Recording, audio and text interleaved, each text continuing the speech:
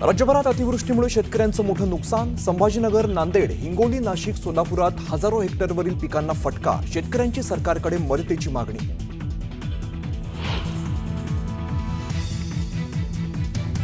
अतिवृष्टीमुळे 63 लाख हेक्टरवरील पिकांचं नुकसान. दिवाळीच्या आधी शेतकऱ्यांना नुकसान भरपाई देऊ, कृषी मंत्री दत्तात्रय भरणेंचं आश्वासन.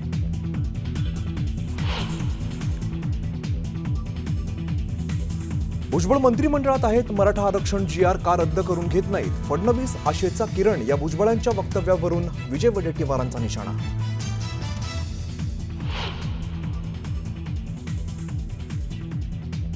जामखेडमधील आमसभेत रोहित पवारांचा संताप. नगर परिषदेच्या भोंगळ कारभारावरून अधिकाऱ्यांना झापलं. स्थानिकांनी आमसभेत मांडली होती तक्रार.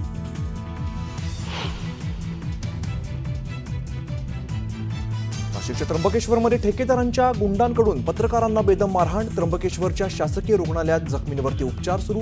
मुख्यमंत्री फडणवीसांचे कठोर कारवाईचे आदेश.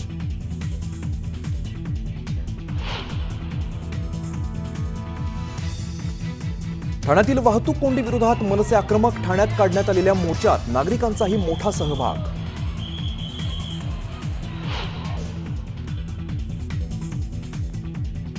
जळगावात सोन्याच्या दराला झळाळी. प्रतितोळा सोन्याचा दर 1,14,300 रुपयांवर.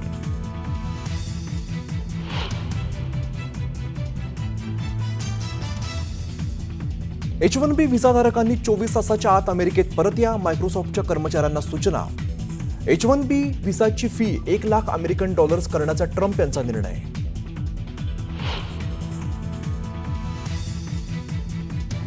मल्याळम अभिनेते मोहनलाल यांना दादासाहेब फाळके पुरस्कार. 23 सप्टेंबरला पुरस्कार प्रदान करण्यात येणार. पंतप्रधान मोदींकडून अभिनंदन.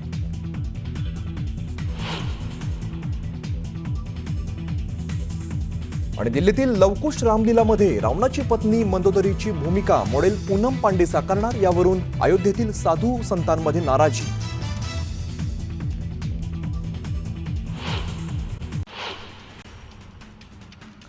दक्षिण सोलापूर तालुक्यातील सीना नदी पात्रातून वाहून जाणाऱ्या मुलीला वाचवण्यात यश आलंय. वडकबाळ इथल्या सीना नदीने धोक्याची पातळी ओलांडली. दरम्यान तरुणी वाहून जात असल्याचं लक्षात येताच ग्रामसुरक्षा दलाच्या जवानांनी तरुणीचे प्राण वाचवले. चांदवडमध्ये मुसळधार पावसाने हजेरी लावली. यामुळे नदी नाल्यांना पूर आलाय. दरम्यान पुराचं पाणी शेतात शिरल्यानं पिकांचं मोठं नुकसान झालंय. यामुळे शेतकरी चिंतेत सापडलाय. सोलापुरात झालेल्या अतिवृष्टीमुळे तब्बल 1,66,000 हेक्टरवरील खरीप पिकांचं नुकसान झालंय. पावसानं उघडीप दिल्यानं पंचनामे सुरू करण्यात आले असून आठवड्याभरात नुकसानीचा अंतिम अहवाल येण्याची शक्यता वर्तवण्यात येते. बीड जिल्ह्यातील शेतकरी पुन्हा एकदा आर्थिक संकटात सापडलेत. बीडमध्ये झालेल्या अतिवृष्टीमुळे फळबागांसह शेतजमीन खरडून गेली आणि त्यामुळे शेतकऱ्यांनी आक्रोश व्यक्त करत सरकारकडे नुकसान भरपाईची मागणी केली. सोलापूर जिल्ह्यात अतिवृष्टीमुळे मोठ्या प्रमाणात नुकसान झालंय. माढा तालुक्यातील सीना नदीकाठच्या गावात पूरस्थितीमुळे मोठं नुकसान झाल्यानं आमदार अभिजित पाटलांनी पाहणी करत सरसकट पंचनामे करण्याचे आदेश दिले. नांदेड जिल्ह्यात पूर आणि अतिवृष्टीमुळे मोठ्या प्रमाणात पिकांचं नुकसान झालंय. जिल्ह्यातील तब्बल 7 लाख हेक्टरवरील पिकांचं नुकसान झालं असून शासनानं हेक्टरी केवळ 8,500ची मदत जाहीर केली आहे. मात्र पेरडीचा हेक्टरी खर्च किमान 20,000 येत असल्यानं मिळणारी मदत तुटपुंजी असल्यानं बळीराजा हवालदिल झाला. हिंगोलीच्या सेनगाव तालुक्यात मोठ्या प्रमाणात शेतकऱ्यांनी झेंडू पिकांचं उत्पादन घेतलंय. मात्र सोसाट्याच्या वाऱ्यासह झालेल्या मुसळधार पावसामुळे झेंडू फुलांचं मोठं नुकसान झालंय. हातातोंडाशी आलेला घास हिरावल्यानं शेतकरी हवालदिल झाला. वाशिम जिल्ह्यातील सहाई तालुक्यात मुसळधार पावसानं सोयाबीन, तूर आणि कपाशी पिकांचं मोठं नुकसान झालं. तर राज्याचे कृषी मंत्री दत्तात्रय भरणे यांनी जिल्ह्यातील नुकसानीची पाहणी केली. शेतकऱ्यांना भरीव आर्थिक मदत देऊन दिवाळी गोड करावी अशी मागणी यावेळी शेतकऱ्यांनी केली. नांदेड जिल्ह्यातील पीक नुकसानीची कृषी मंत्री दत्तात्रय भरणेंनी पाहणी केली. तर शेतकऱ्यांना मदत करणार असल्याचं आश्वासन त्यांनी यावेळी दिलं. ढगफुटी झालेल्या पंढरपूरच्या सांगोला तालुक्यात ओला दुष्काळ जाहीर करावा अशी मागणी दीपक आबाग साळुंखे पाटील यांनी केली. पालकमंत्री जयकुमार गोरे यांच्याशी संपर्क साधून नुकसानग्रस्तांना तातडीने सरसकट मदत द्यावी अशी मागणी ते करणार आहेत. अमेरिकन बँकांनी व्याजदरात कपात केल्यानंतर जागतिक बाजारपेठेत सोन्याकडे गुंतवणूक करणाऱ्यांचा कल वाढला. त्यामुळे सोन्याच्या दरातही विक्रमी वाढ झाली आहे. सोन्याचा प्रतितोळा भाव 1,14,300 रुपयांवर पोहोचला. सिंधुदुर्गात मुंबई गोवा महामार्गावर तसंच ग्रामीण भागातील रस्त्यांची अवस्था दयनीय झाली आहे। या मार्गात खड्ड्यांचं साम्राज्य असल्यानं वाहन चालक त्रस्त झालेत। यावेळी याचा निषेध करण्यासाठी प्रशासनाला जाग येण्याकरता बॅनरबाजी करण्यात आली। परभणी जिल्ह्यातील कौसडी इथल्या ग्रामपंचायत सरपंच पदावरून उच्च न्यायालय औरंगाबाद खंडपीठात सुरू असलेल्या खटल्याचा निर्णय आला। न्यायालयाने शेख मोबिन अब्दुल करीम यांची निवड योग्य असल्याचा निकाल दिला। समर्थकांनी गावात मोठा जल्लोष करत मिरवणूक काढली। बदलापूर शहरातील वडवली राहटोली बारवी धरण याकडे जाणाऱ्या मुख्य रस्त्यांची अक्षरशः चाळण झाली आहे। बदलापूर अंबरनाथ पालिका आणि MIDC प्रशासन या तिन्ही प्रशासनाच्या हद्दीच्या वादामुळे या रस्त्याकडे दुर्लक्ष केलं जातं आणि त्यामुळे खड्डे कोण भरणार या वादात रस्त्यांची दुरुस्ती केली जात नाही। परिणामी पावसाळ्यांचे 4 महिने अशा खड्डेमय रस्त्यातून नागरिकांना प्रवास करावा लागतो। जामखेड नगर परिषदेच्या भोंगळ कारभारावरनं रोहित पवारांनी मुख्य कार्यकारी अधिकाऱ्यांना खडसवलं। नागरिकांच्या तक्रारीनंतर त्यांनी अधिकाऱ्यांना झापलं। तातडीनं नागरिकांच्या समस्या सोडवण्याचे आदेश त्यांनी दिले। चुकीचं काम करणाऱ्या अधिकाऱ्यांना आम्ही सोडणार नाही असा इशारा रोहित पवारांनी दिला। चांगलं काम करतात त्याचा सत्कार करतो, मात्र चुकीचं काम होत असेल तर त्यांना सोडणार नाही असं रोहित पवार म्हणाले। खासदार सुनील तटकरे यांचा उद्या कर्जतमध्ये सत्कार सोहळा आयोजित करण्यात आला। यावेळी राष्ट्रवादीच्या वतीने जोरदार शक्ती प्रदर्शन केलं जाणार आहे। आगामी स्थानिक स्वराज्य संस्थांच्या निवडणुकीच्या पार्श्वभूमीवर या सोहळ्याला महत्त्व प्राप्त झालं असून राष्ट्रवादीचे प्रमुख नेते या सोहळ्याला उपस्थित राहणार आहेत। पालकमंत्री असलो नसलो तरी आम्ही काम करत राहणार, इच्छाशक्ती प्रबळ आहे, नवरात्र झाल्यानंतर त्याच्यावर मार्ग निघेल अशी प्रतिक्रिया देत भरत गोगोलेंनी पुन्हा पालकमंत्री पदाची इच्छा बोलून दाखवली। आम्ही भाजपा शिवसेना युतीसाठी प्राधान्य देणार, मात्र ती युती प्रामाणिकपणे झाली पाहिजे असं वक्तव्य आमदार संजय गायकवाड यांनी केलंय। तर स्थानिक स्वराज्य संस्थेच्या निवडणुकीसाठी 3 कोटींपर्यंत खर्च होतो असंही ते म्हणाले। आता आपण मोठ्या प्रमाणात डिजिटल ट्रान्झॅक्शनकडे चाललो आहोत आणि बँकेचे सेव्हिंग अकाउंटही आपल्याला KYC करावे लागतात। त्यामुळे लाडक्या बहिणींसाठी KYC बंधनकारक करणं यात काही गैर नाही अशी प्रतिक्रिया मंत्री चंद्रकांत पाटलांनी व्यक्त केली। मुख्यमंत्री जेव्हा सांगतात तेव्हा सर्वांनी ऐकलंच पाहिजे। मुख्यमंत्री फडणवीसांनी पडळकरांना समज दिली आहे, त्यामुळे आता गोपीचंद पडळकर भान ठेवून बोलतील असा विश्वास दीपक केसरकरांनी व्यक्त केला। आनंद दिघेंनी ज्यावेळेस शिवसेना घराघरात पोहोचवली त्यावेळेस संजय राऊत पाळण्यात झोके घेत होते। शहाजी बापू पाटलांनी दिघेंबाबतच्या वक्तव्यावरून राऊतांवर टीका केली।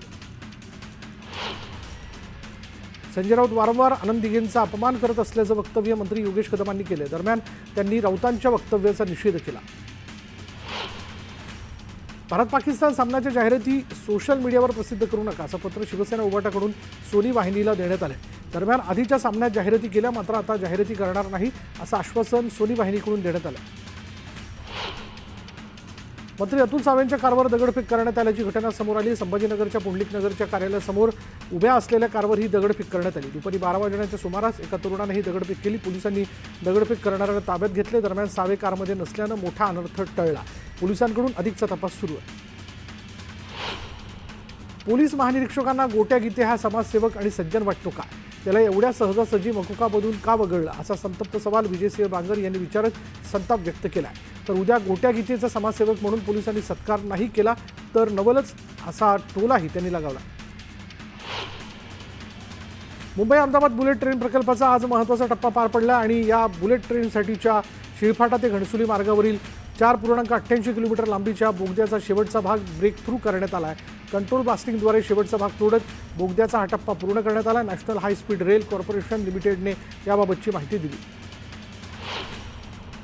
हिंगोलीत कृषी मंत्री दत्तात्रय भरणे यांच्या ताफ्याला काळे झेंडे दाखवण्यात आले। ओला दुष्काळ जाहीर करण्याची मागणी करत शिवसेना उभाटा पक्षाच्या पदाधिकाऱ्यांकडून काळे झेंडे दाखवण्यात आले। दरम्यान पोलिसांनी आंदोलकांना ताब्यात घेतले। रिपब्लिकन पार्टी ऑफ इंडिया पक्षाचे राष्ट्रीय अध्यक्ष सचिन खरातांना धमकीचं पत्र आलंय। दरम्यान पत्राची योग्य ती दखल घेऊन सचिन खरातांना संरक्षण देण्याची मागणी खासदार सुप्रिया सुळेंनी केली। त्र्यंबकेश्वरमध्ये पत्रकारांना बेदम मारहाण करण्यात आली। स्वामी समर्थ केंद्राजवळील वाहनांच्या प्रवेशाची पावती घेणाऱ्या लोकांनी ही मारहाण केली। जखमी पत्रकारांवर त्र्यंबकेश्वरच्या शासकीय रुग्णालयात उपचार सुरू आहेत। राज्यात कोणीही उठतं आणि दादागिरी करतं हे राज्य कायद्याचं राज्य राहिलं नाही अशा शब्दात काँग्रेस नेते विजय वडेट्टीवार यांनी पत्रकारांवरील हल्ल्याचा निषेध नोंदवला। सरकारने दोषींवर कडक कारवाई करावी अशी मागणी वडेट्टीवारांनी केली। पत्रकार मारहाण प्रकरणी मुख्यमंत्री देवेंद्र फडणवीस यांनी कठोर कारवाईचे आदेश दिलेत. नाशिकच्या जिल्हाधिकाऱ्यांना फोन करून दोषींवर कडक कारवाई करा असे निर्देश मुख्यमंत्री देवेंद्र फडणवीस यांनी दिलेत. पत्रकारांचं काम करतात, कोणीही कायदा हातात घेता कामा नये. मात्र मी पोलीस अधिकाऱ्यांशी बोलतोय, पत्रकारांवर हल्ला करणाऱ्या दोषींवर योग्य ती कारवाई होईल असं स्पष्टीकरण मुख्यमंत्री अजित पवार यांनी दिलं. पत्रकारांवर झालेल्या हल्ल्याविरोधात राज्य मराठी पत्रकार संघ आक्रमक झालाय. गाव गुंडांवर कठोर कारवाई करा, अन्यथा राज्यभर आंदोलन करण्याचा इशारा मराठी पत्रकार संघाने दिला. सोलापुरातील एका सराईत गुन्हेगाराने तडीपारीच्या नोटीसला कोर्टात आव्हान दिलं होतं. कोर्टाने गुन्हेगाराला 1 लाखांचा दंड ठोठावला. इब्राहिम खाजासाब कुरेशी असं सराईत गुन्हेगाराचं नाव आहे. मोखाड्यातील एका शिक्षकाला कोर्टाने 7 वर्ष सक्त मजुरीची शिक्षा सुनावली आहे. 53 दिवस गैरहजर राहून हजेरी लावल्यानं रयत शिक्षण संस्थेची फसवणूक केल्यानं ही शिक्षा सुनावण्यात आली आहे. आमदार हेमंत रासने यांच्या कार्यालयावर लोकमान्य नगरमधील रहिवाशांनी धडक मोर्चा काढला. रहिवाशांनी मानाच्या घरांच्या विकासासाठी पुढाकार घेतला. मात्र आमदार हेमंत रासने यांनी विकास कामांना स्थगिती दिली आणि त्यामुळे लोकमान्य नगर बचाव कृती समितीने स्थगिती हटवण्याची मागणी केली आहे. गोपीचंद पडळकरांचा अहंकार वाढल्याचं वक्तव्य रोहित पवार यांनी केलं. पडळकरांनी जयंत पाटलांबाबत केलेल्या वक्तव्याचा त्यांनी निषेध केला. गोपीचंद पडळकरांना वरिष्ठांनी समज दिलेली आहे. जयंत पाटलांविरोधात केलेल्या वक्तव्यावरून रावसाहेब दानवेंनी ही प्रतिक्रिया दिली. गोपीचंद पडळकरांविरोधात कोपरगाव शहरात निषेध आंदोलन करण्यात आलं. पडळकरांच्या फोटोला जोडे मारत जोरदार घोषणाबाजी करण्यात आली. साताऱ्यात शरद पवारांच्या राष्ट्रवादीने गोपीचंद पडळकरांविरोधात निषेध आंदोलन केलं. यावेळी कार्यकर्त्यांनी पडळकरांच्या प्रतिमेला जोडे मारून जोरदार घोषणाबाजी केली. गोपीचंद पडळकरांच्या विरोधात राज्यभर आंदोलन सुरू असताना सांगलीत पडळकरांच्या समर्थकांनी प्रति-आंदोलनास सुरुवात केली आहे. पडळकरांच्या 30 फुटी पोस्टरला दुग्धाभिषेक घालून पडळकरांचं समर्थन केलं. बंजारा समाजाला एसटी आरक्षणात समाविष्ट करण्याच्या मागणीसाठी बंजारा समाजाचे नेते गोरखनाथ राठोड यांनी मागील 6 दिवसांपासून उपोषण केलं होतं. अखेर भाजप आमदार संजय केनेकर यांनी मध्यस्थी करत काही मागण्या मान्य केल्यानंतर हे उपोषण स्थगित करण्यात आलं. छत्रपती संभाजीनगरात 105 वर्षीय स्वातंत्र्य सैनिकांचं अखेर उपोषण सुटलं. आमदार संजय केनेकर यांनी मुख्यमंत्री फडणवीस यांच्या भेटीचं आश्वासन दिल्यानंतर हे उपोषण सोडण्यात आलं.